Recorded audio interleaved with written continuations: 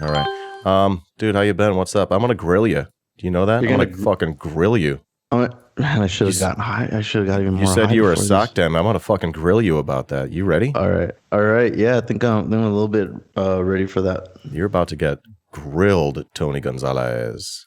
But I mean, I was a full blown lib, man. Mm-hmm. Like I would have been a K hiver. Either the first or second time that I voted was I voted for Hillary over Obama. Yeah.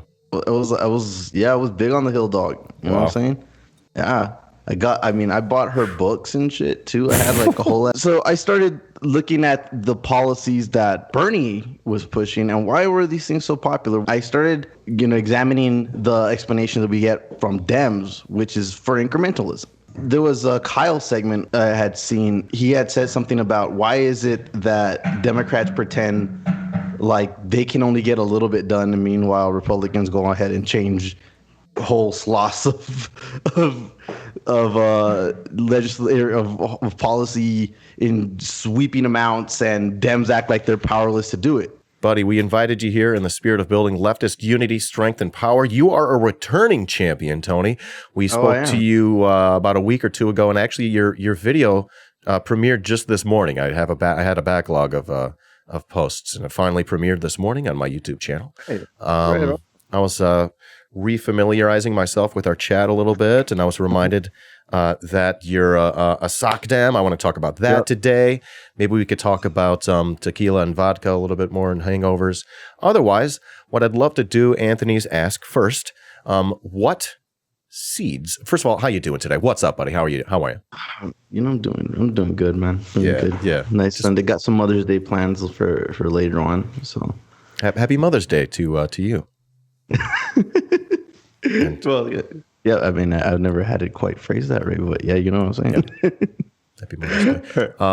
Yeah. So, yeah, let's start with really first with what you remember from our chat that we want to make sure we revisit. What seeds did we plant in our first chat that we want to make sure we continue talking about? We talked about a lot of different things.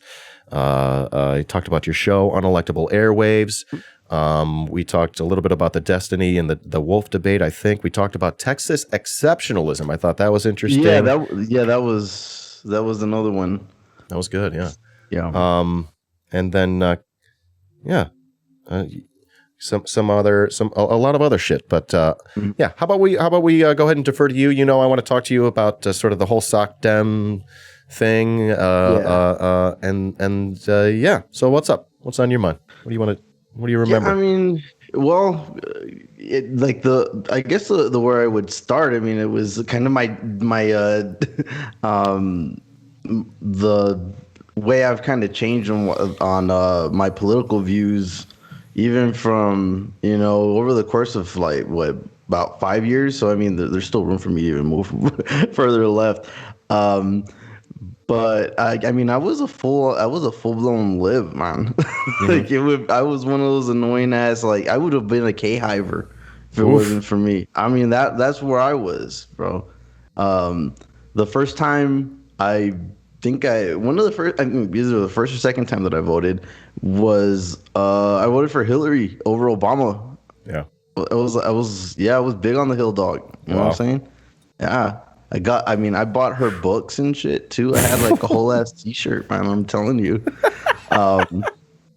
And something happened around that 2016 range after like during that whole midst of defeat and shit. I tore off all my Hillary bumper stickers and and then I started thinking about it. It's like, okay, why do they hate her? Sure. Good. Right. And then I started thinking, okay, why does everybody like Bernie so much? Okay, I don't get this. Maybe they are just all sexist. Yeah. Oh my gosh. Yeah. You know what? They're all my lib friends on Twitter are all talking about this Kamala. Maybe we should look at Kamala. Wait a minute. Oh man. Wait a minute. They're talking so much shit about Bernie. Bernie was like did everything that he said he would. He really tried to get Hillary elected. Like, Yeah. And then at one point I had like this big flare up on Twitter with some people in my circle about about Bernie asking to have his a private jet paid, right? Something about with that, something where he was going to do an event for Hillary, and he needed a private jet because it was just logistically easier. And then they were actually saying, "Oh, look at the ego on this man. He just wants to travel in a private jet. No wonder," and all this stuff. And I started thinking, it's like, what are y'all talking about? He's doing this to help Hillary. Yeah. And just from there, kind of started all unraveling. Like my whole kind of, I stopped looking at all that mainstream media news. I mean, that was right around that time too that I started catching TYT clips here and there. Yeah. And you know, I kind of look at TYT as kind of like a gateway or a stand-in before you get to more lefty channels. And that's kind of how it worked with me. I started watching TYT, and I was like, okay, these guys are a little bit different. Isn't like what I got used to watching on the news when my aunt would tell me I got to stay informed. Like this seems a lot more informational, actually. Yeah. I remember I was just watching our first interview, and I've sort of since changed my questioning a little bit, and I was wondering if I could actually return to the leftward bound portion. We seem to be doing that right now. Yeah. If I could actually dig in, because I have a new way to ask this question, which was a little bit poorly phrased, I think, at the time. I'd love to dig in, and if you were about to continue with the story, you could continue to do that. Maybe you can touch on these things along the way, which is like. Tony, like what convinced you, like intellectually, what little things, it seems like we had this cognitive dissonance post-Hillary with the Bernie, the anti-Bernie thing. So that was something that sort of convinced you intellectually. What else convinced you intellectually? Hold on. What like convinced you intellectually to pull your mind to the left? Or what else maybe convinced you emotionally to pull your heart over to the left? Continue. Well, okay, so like I said, I had that kind of disillusionment with neoliberalism. Okay. Right? And then I started thinking about, okay, did you identify it as neoliberalism at the time? I mean, I thought I was like a liberal. That's what I said. I was a liberal. I'll say I'm a liberal. Yeah. Yay. Happy me. I'm a liberal. Right. But did you call it neoliberalism? No, or I anything? didn't call it neoliberalism. I think like learning what neoliberalism was part of my pathway to the left. So I digress. Go on. Yeah. Yeah. So, yeah, honestly. Yeah. I mean, so I started looking at the policies that Bernie was pushing and why were these things so popular? Why does it, why? Okay. And then I started, examining the explanation that we get from Dems, which is for incrementalism. You work and you get small changes over time and all this kind of that whole thing. And there was a Kyle segment I think I had seen, and then he had said something about why is it that Democrats pretend like they can only get a little bit done, and meanwhile Republicans go ahead and change whole swaths of policy in sweeping amounts, and Dems act like they're powerless to do it. And then it kind of it kind of awakened me to the kayfabe of it all, where they act like they're fighting to get something done, but they're not. They're really not. I mean, they want to go ahead and virtue signal after the fact and say, "Oh, we really tried, but those couple of conservative Democrats and all those Republicans didn't really let us do anything meaningful, but we can get this small amount of token change and say that we did something." And and that started making less and less sense to me when I started listening to Bert, and then when you started hearing all the Justice Dems after that, and they started talking about, we can go in and have a bold agenda thing with big plans, and I'm also a bit of a history nerd, so the big thing that stuck with me is the way Kyle also frames it is New Deal politics, New Deal policies, and essentially it was. Using social democracy in order to stave off a full-on revolution of the proletariat, right? So and that kind of made sense to me as a middle ground, and as a kind of a balanced approach to economics. Because I'm gonna tell you, the first thing that I mean, even before I was a lib, when I growing up in Texas, you are kind of in a way ushered towards conservatism, Yeah. and that broke for me when I was in my first economics class, and my professor tried to explain the merits of trickle down economics. And I was sitting there in class like, okay, is attendance mandatory? And then I listened to him talk and rave about how Obama was a socialist and terrible person, and I'm like, okay, dude, okay, so you're saying okay, trickle down economics works. So how does trickle down economics work? So he tells me, okay, so what we do is we cut taxes for the rich, and then they have extra money. And then what they do with that extra money is they are job creators, so they make a bunch of jobs for us. And I'm like, and I said, okay, wait a minute, but if we cut taxes from them, don't they just keep the money? And then he kept arguing with me. He said some stuff, and then I told him, why would anybody want to spend more money on jobs that they don't need to create? You know, if you give them extra money and they don't need to create extra jobs, they're just going to keep the extra money. So, I mean, on its face, the whole thing kind of fell apart for me. And then when I later on, when I started looking at, you know, New Deal policies and all that kind of stuff, and the original intent for a lot of those policies and how they were meant to be, you know, expanded upon, and then it kind of just came to a screeching halt. It made sense that we should get back up on that kind of track that we were already on. Like, why wouldn't we? If they created the Medicare program with the intent of taking care of the elderly first and then expanding it down on the rest of the populace, then that should be what we should have done. We should have had a single payer system in the 70s. Sure. You know, so. All right. Let me jump in here, and I'm gonna have some questions here. Yeah, sure. Because this really ties into what I want, what I wanted to return to as well, and you know, sort of the seeds we planted last time, and etc. So, I'd love to talk more about specifically how you define SOCDEM, social democracy, as you relate to it. And how about we start there? Yeah, just pure definitions. Yeah. Yeah. I mean, and hold on, if you don't mind, really quickly, I'm coming at this from a place where I disagree with you, but this is not a debate, dude. This is not meant to be confrontational. I just literally want to hash some things out and just come to an understanding. So I just want to make sure I'm fully transparent about that. So what is SOCDEM, social democracy to you?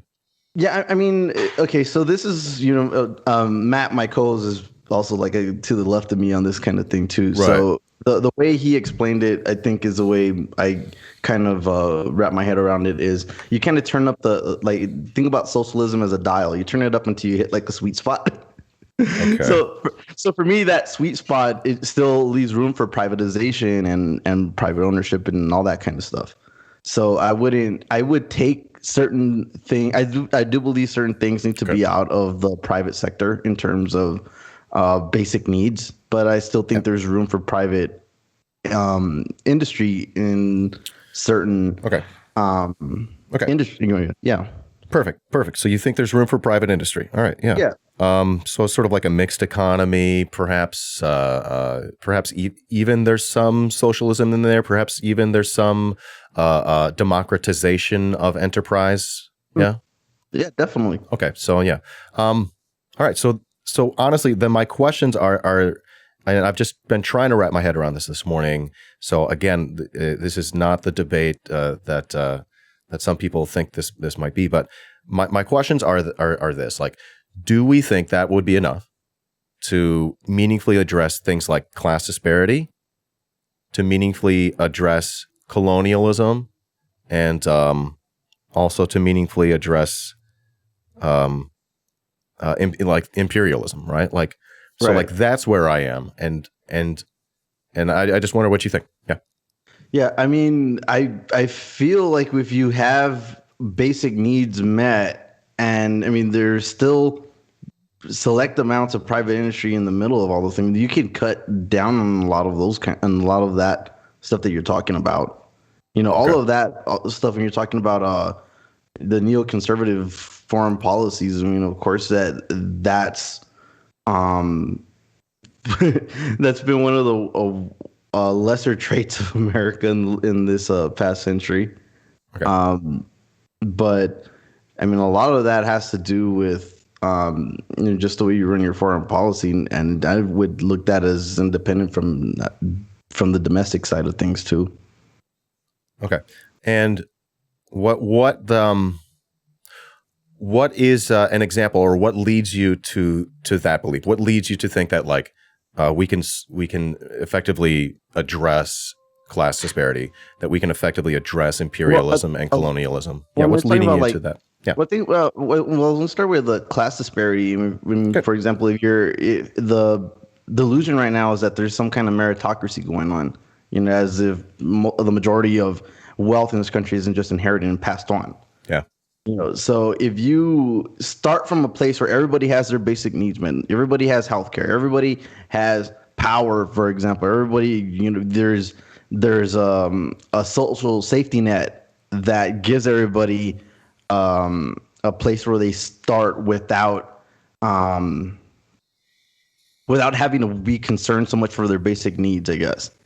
Then from there, you would be able to go ahead and see people innovate and improve upon their situations or whatever else they want to end up doing. Or if they don't want to work, they don't have to work too, because all their basic shit is taken care of. Okay. So in that way, when you're talking about class disparity, you're talking that whole wealth inequality is much better addressed. And you have an actual middle class that is supported with like those social safety nets that we talked about. So. Yeah. Okay. So let me ask at a different angle. Mm-hmm. What would it take hypothetically to convince you that isn't the case?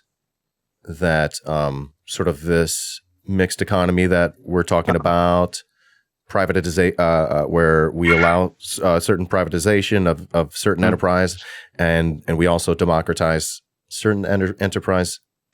Hypothetically, what would convince you that it might not address problems of class disparity or of imperialism or colonialism? Right. So and we can stick with class disparity if you would. Yeah. Right.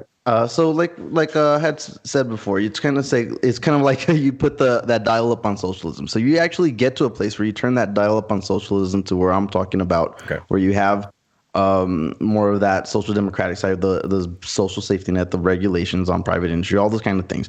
And when you see that still isn't working, right? And that capitalism is still dragging people under. Then you turn the socialism dial up a little bit more. All right. Then you see how things are. All right, that better or worse? Okay. Do you have examples of places that you would like to point to where you think that they're sort of moving in this direction? I mean, not at the top of my head. It's like Nordic, Scandinavian. Yeah, that's kind of where I would lean towards. Just thinking about it. I mean, for example, when we're talking about like the healthcare systems, I mean, I would probably still not go full on towards a system like the UK, but you do have more like the French system, where you have public funds of private enterprises, right? So that's kind of the way I would lean towards it in terms of healthcare. Okay. So like healthcare would be one of the big policies you would support. What else? Hold on. I feel like I'm like we're in a rabbit hole, and I want to make sure that we establish that clearly, just so I make sure I understand. Okay, so you're sort of like the view that, and I'm going to put this generally in my own words, but I'm going to try to reflect what you're saying here. You'd like to see us sort of like look at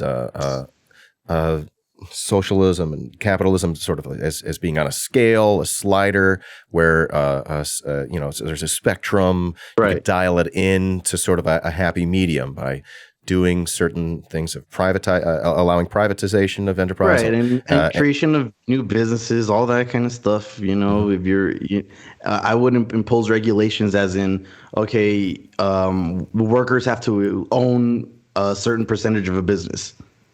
Like I don't know about that. Like I mean, you're talking about somebody you start like me. I started a business, right? And okay, and of my own volition, I'll go ahead and have an ownership stake for my employees, right? I mean, for me, I think that is a good spot, but I wouldn't impose that regulation on somebody to go ahead and say, all right, workers have to own this much of your business when you start a business. I think that kind of would drag down employment a little bit. Yep. Okay, and employment should be high? Yeah. I mean, employment? Why should employment be high? Well, I mean, I think there's a benefit to society for having people work. But I mean, not, okay. I mean, not to the point that they are right now. Okay. That's okay. We love a doggo. Sorry. No problem. If you need it, I'm not saying you need to take care of it, but if you need to, just let me know. Yeah, just give me a second, bro.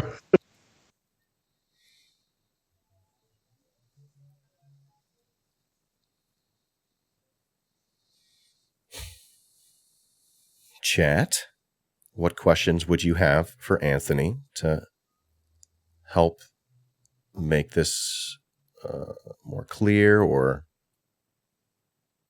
for better understanding? Leftist Doggo Audio. What do you think? What would you ask?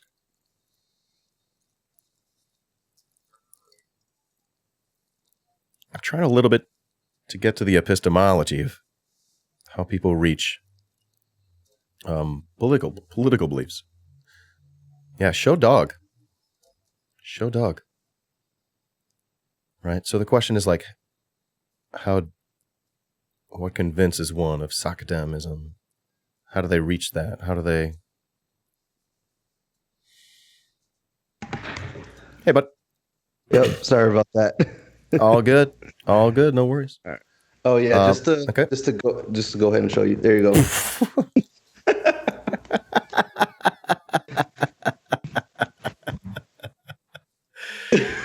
Oh Lord, what are you gonna? I like how you kept it.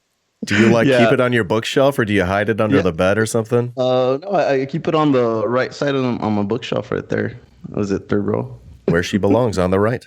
Yeah. You caught that one. Yeah. Man. Sorry, where were we? No, I'm just trying to understand, honestly, like the epistemology behind, how you think about things. How you how you've reached the determination that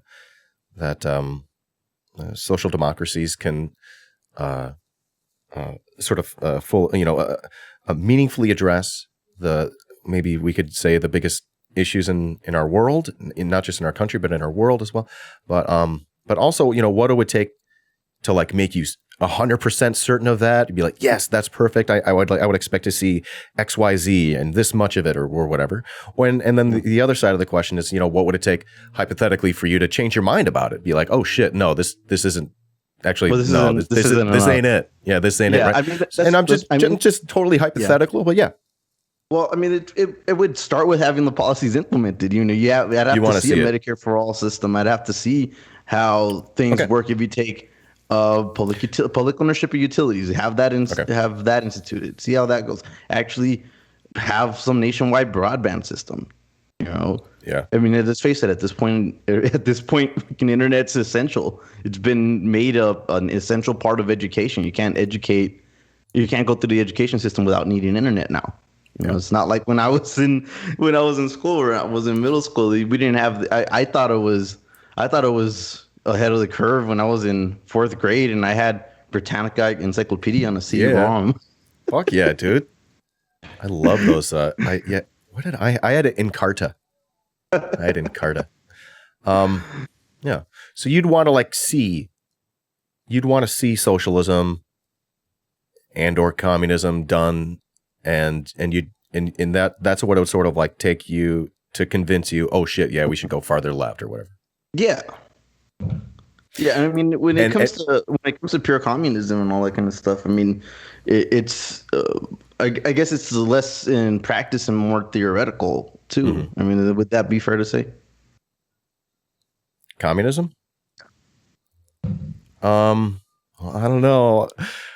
You're honestly, you're reminding me of what I'm just reading right now. I'm a baby-brained new lefty, but I'm reading David Graeber's Debt, and the argument is that all of society in our entire world is actually based on communism. It's actually based on non-reciprocal relationships. You know what I mean?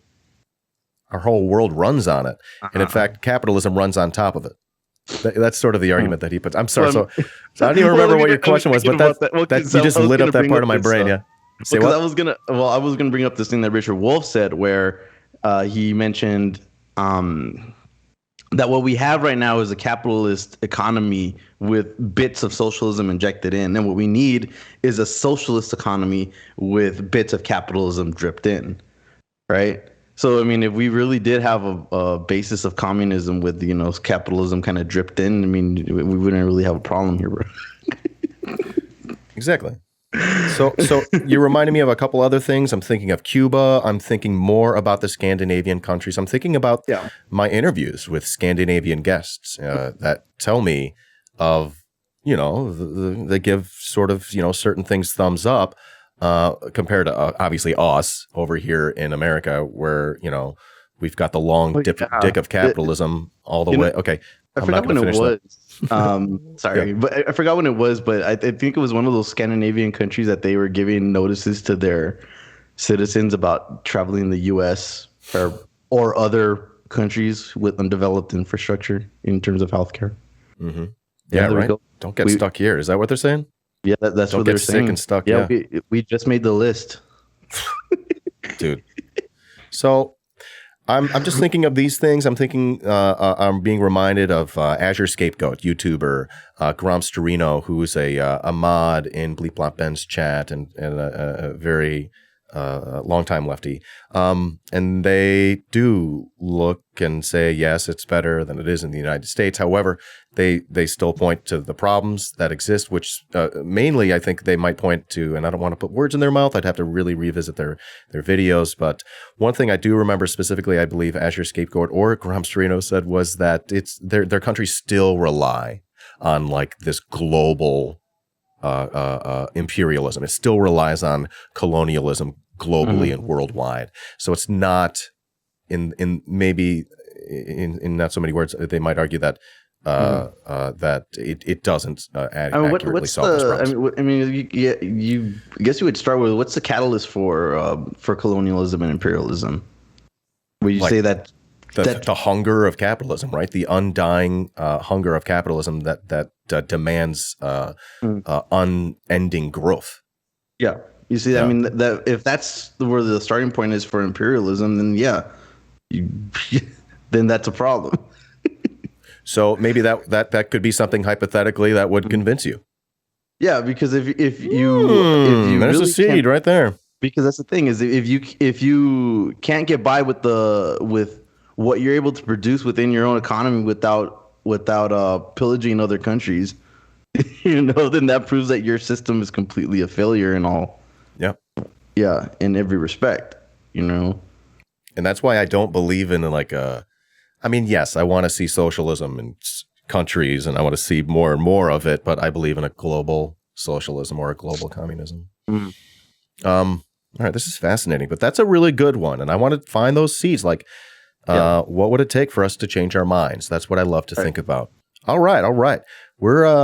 I'd love to set that aside. We can go ahead and put a pin in that, right? I think we've hashed out a lot of really important things. I'll go ahead and ask chat if there's any follow-up questions that you have to sort of maybe follow up and put a pin in that conversation right there.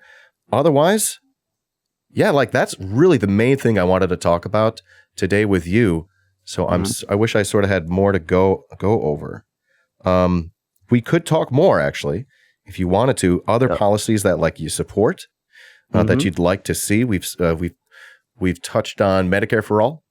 Would you support something like housing for all? Oh yeah, definitely. Yeah. Like anything that someone needs to live. Yeah. Yeah, I mean, for like I said, basic needs should be taken care of. And especially in a country that has as much wealth or does as much robbery of other countries' resources, you should have the money to go ahead and take care for the amount of imperialism and colonialism we do. Exactly. We'd think we would fucking take care of people better, but no, it just goes to the fucking rich. I'm sorry I interrupted you. You did blow my mind away there, though. I often like to do this to Matt where I go and I tell him some kind of like base leftist policy. Yeah. And then interject it with like complete evil. What? So I told Matt, okay, so we know that the environment is something we really got to address. You know, we're in a climate crisis, and I said, okay, so what if would you trade a bunch of greedy fossil fuel oligarchs for a bunch of clean renewable energy oligarchs? Do you think that would be a net positive? I guess. Like general, I mean, it's just a different kind of shit sandwich, I guess. Oh, but the environment is a lot better, though. I mean, so it'd be there's less shit on one sandwich. It would be a net positive to the environment. Imagine, a bunch of green energy lobbyists buying up all your favorite politicians. Awesome. I think in this world, I think that's actually somewhat of an improvement. So yesterday I was talking with a friend of mine. He was talking about imperialism and how with the Avengers or imperialist group and stuff like that. Really? What I said was, well, I mean, you got to think about it from Tony Stark's perspective. He's still an improvement because think about all the wastefulness of fossil fuels would have used without his arc reactor technology when they were doing imperialism. I mean, you imagine how much fuel a helicarrier would have used before his arc reactor technology? Yeah, dramatically reduced their carbon footprint. Awesome, a newer, leaner military. We can build it. We have the technology. You see, there you go. Yeah, that sounds great. Maybe we can paint them. I'm thinking a little pride flag. Yes, I absolutely support a UBI as well. I was on question from chat. One thing I actually haven't mentioned over here in Texas after after I volunteered for Bernie, the local group here in El Paso that we did end up losing Texas, but we won El Paso. That was one thing that I was very proud of because we went into pockets of places that voters that never get spoken to. And neighborhoods that aren't prioritized by the national campaigns. And here they listened to the local people and we went into all these neighborhoods and we turned them out. And it was a complete shock, really, that Bernie ran away with El Paso. And then afterwards, we were able to get a bunch of delegates and everything for the state convention. And we got enough votes to put me on the platform committee and a bunch of us, but it was a completely burnified convention this time around. And since everything was online, right, it really worked to our advantage.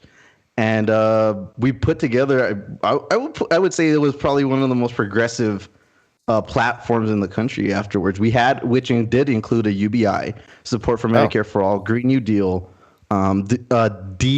militarization of the police, abolishing of ICE, and it was even on there. I think there was a lot of good stuff up on that platform that we ended up. So that's the official Texas Democratic platform right now.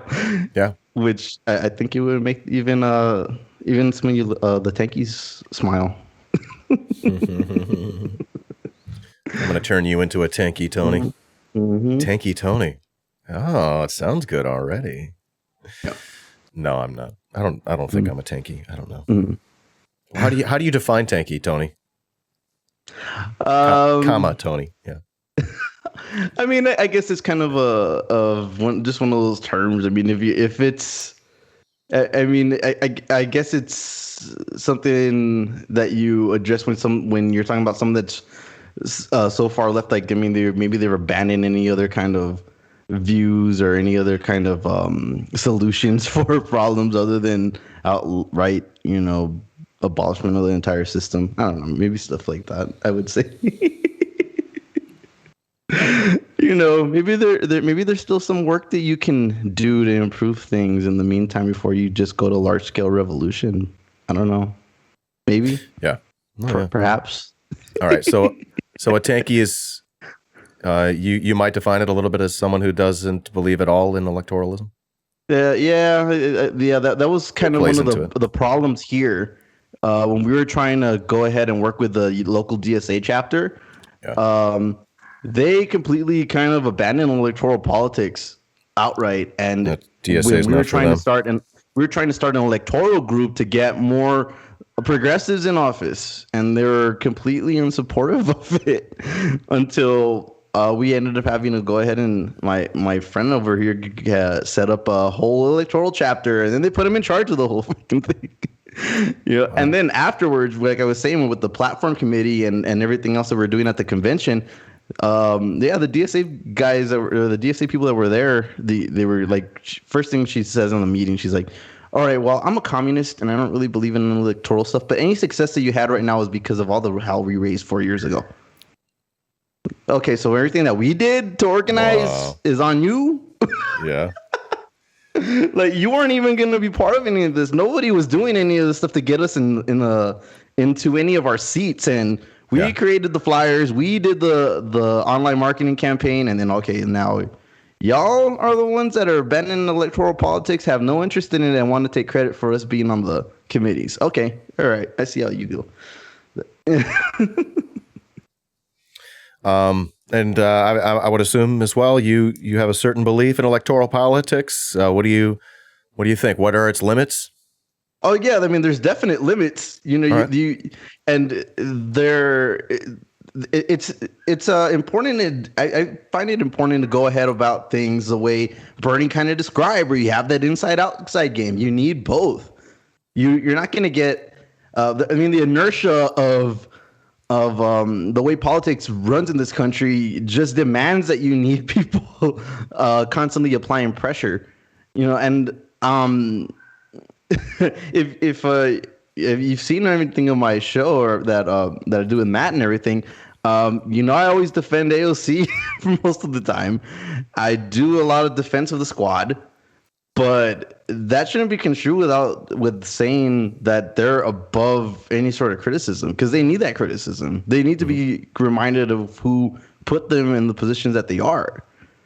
Now that's different from calling them a sellout every time they piss you off, or calling them sellouts every time they piss you off, because I don't think that's critique.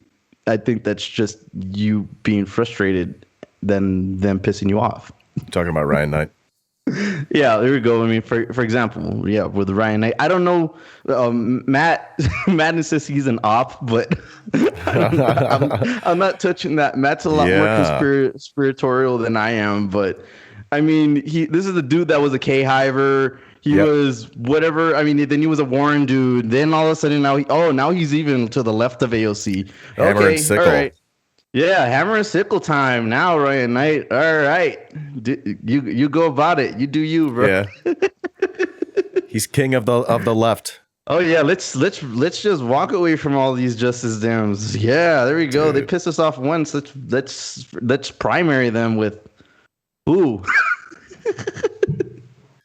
Which I mean, I always come back to it where I do think Congress is a lot better served with people like Ilhan Omar, Rashida Tlaib, AOC, and hopefully Nina Turner in office, as opposed to not having them in office. I mean, imagine having Joe Crowley still there. Yeah. Ew. That's who AOC beat, right? In New York? Joe Crowley, yeah. Imagine how everybody would be feeling right now if they all got ousted by some neo-lib type in this last election. How would everybody be feeling right now when we're actually having to complain about the lib instead of somebody that might actually give a shit about what we're talking about? Yeah. That was one of the reasons that remember that was one of the reasons that AOC caught a lot of shit is when she was responding to Justin Jackson. It was like it was over the force of vote thing, right? Yeah. And it was like, okay, first of all, who just the fact that she even gave a crap enough to go and respond to him, which is a market improvement over. Okay, could you picture Joe Crowley going on there and seeing somebody talk about Medicare for all and responding and actually caring enough to take the time to discuss where they're coming from? I mean, I don't. And I mean, just for the and then since we're on the Twitter thing, I mean, I just think it's hilarious that you hear that there's Dems trying to take like social networking workshops from AOC and shit. Oh my gosh, dude. They have so much to learn. They really do, man. Then again, I don't think I don't want them to have the tools. I mean, I wonder how that workshop would go. Like how to not get owned on Twitter. Well, you just got to be a badass and stand for some of the right things. Like, I don't want her to teach the Dems how to do it. They're such fucking idiots. They don't stand for the right things. Yeah, like I'm thinking about it. I mean, thinking about like how Ted Cruz goes around and tries to act like he like. I mean, that's the worst one. He just goes around like, all right. He tweets and he's just sitting out back there with like a smug face saying, "Nailed it. I'm gonna get her," and He's got like, he just like sprays. He's like, if he's in Call of Duty, he's got the submachine gun and he walks into the small room. He barely looks around and he just starts spraying, right? That's him, dude. And she's like a fucking sniper from 100 yards away. Just boop, one fucking shot takes fucking Ted Cruz's fucking clout. The one I've been. I mean, I don't watch Daily Show anymore. Yeah, but no. I am enjoying the Ted Cruz Trevor Noah feud that's going on. Ted Cruz will fight with anybody, dude. He's just so cynical. He doesn't care. Bad publicity for him is good publicity. Yeah, he's just a shit stain. If anyone on the left or what is considered the left in the United States, which isn't necessarily the left, like if anyone on the quote unquote left is mad at him, it's a win for him. Yeah, because that's literally their ideology is making the left owning the Dems, owning the libs, even when they confuse libs for the left, like the actual left for libs. Yeah, that one's funny. You know, I think that was probably my biggest change that I've had since not being a lib anymore is my policy, my stance on guns. Yeah, you know, because you see how police respond to protesters, and you wonder why don't they fuck with right-wing protesters other than the fact that they agree with them. Mm-hmm. I mean, it's because when they go out there in the streets, they're carrying a fucking rifle. Mm-hmm. And police like to pick on people that are in weaker positions than they are. Yeah, they're fucking dumb. It's all about power. Mm-hmm. And like reading up about how the gun policies got a lot more strict once the Black Panthers started rolling around with. Oh, look at that! There you go. Now they care about. Now they care about guns. Now what about Second Amendment? Holy shit! Yeah. Yeah, and that's kind of where I changed my stance on it a little bit. A lot from going to a point where I was saying like, ban up on assault weapons and that kind of stuff, and like now I think I'm pretty much opposed to any of those kinds of gun measures. I still think there should be universal background checks and stuff like that, of course, because over here in El Paso we had we had a mass shooting. I'm not even sure how far back it was, but I do think you could do gun policy better, but I'm firmly for arming the left. Oh, buddy, that's another one because I think I've brought some of my liberal gun views with me. I'll be honest. Yep. That's where I'm. I realize I sort of split off from the traditional left in many different ways, but The way I looked at it when it came to that is, okay, so the right always says, why do you need these kinds of guns? And they say to protect against a tyrannical government. Well, who's the tyranny being imposed on? Because it's not the right wing. The right wing wants to go ahead and act like victims. Like they got, I mean, the fucking fascists from the cops and all those motherfuckers all agree with each other. I mean, they go partying after, and you've seen them working with right-wing militias in some instances and shit. The people that need to be worrying about oppression and tyranny are the people on the left. Agreed. Yeah, and I always wonder what the 2A tyranny freaks, the 2A tyranny gun nuts is what I like to call them. Like, what specific tyranny are you referring to? Because we watched the police beat the shit out of public protesters all summer, and that's the definition of state tyranny. They have a monopoly on violence, and they can kick your fucking ass, but we can't kick their asses back legally. Like, what fucking tyranny are they waiting for? I think specifically the only kind of tyranny that they refer to in their brains is literally them coming to take their guns. So it's self-referential, which is so fucking dumb. Because what are they going to do against a government with attack helicopters and submarines and surface-to-air missiles? Are you fucking kidding me? What's your AR-15 going to do against that? So I will say that Marx did make an argument against disarming the proletariat, but at that time, the disparity in the power of munitions and guns and between the people who owned it, the public, and the government, that disparity was nowhere near what it is today. No, you're right, but I do have an answer for what those right wing dudes would be doing when those attack helicopters come. What? They'd be on the ground rounding up more lefties. That's exactly right. Yeah, but what's our AR-15 going to do at that point? Oh yeah, no, they just, because it's crazy that they say they want to go ahead and oppose a tyrannical government, but more often than not, they go ahead and act like foot soldiers for the tyrannical government. They're entirely projecting. Always, they're always projecting. That is the skeleton key to understanding the right, the far right especially. Yes. Although I would consider you on the right. You're on the right. You're a capitalist. What do you think about that, Tony? I call you the right. You call me the right. I've reached out across the aisle to have you on my show. So this is bipartisan. I'm stepping out of my comfort zone. Now, if the furthest right in this country was me, I think things would be a lot better off now. I think I'd agree with that. No arguments here. There you go. Like if I was the far right, if I was considered fringe right, like imagine like I was the Ted Cruz in your system. Oh, dude. I'd love it. I'd love it. Tony. Great place to end this, my man. Awesome. We planted a lot of really good seeds, and I think this is a really great chat. Truly, I really enjoyed this. This may be one of my favorite chats that I've had so far, specifically because, it's round 2. We're finally getting to dig into some things, but also we're able to talk about things with which we disagree in, I think, a meaningful way. And I really appreciate you and your friendship and your willingness to come on and share everything. Thanks so much for hanging out with me today, bud. You're a truly wonderful human. Yeah. Yep, for sure, man. But look at this. But you are on the right. So screw you. I don't know. No, dude, love your face. As we say, we invited you here in the spirit of building unity, strength, and power. Peace, solidarity. We'll see you. Thank you, comrade. All right. Woo! That was a good one. All right. That was a good one. I hope you liked that chat. Hey, YouTube. You're watching a clip from my Twitch channel, twitch.tv/iDanSimpson, where you can follow for free and subscribe for only $5 a month.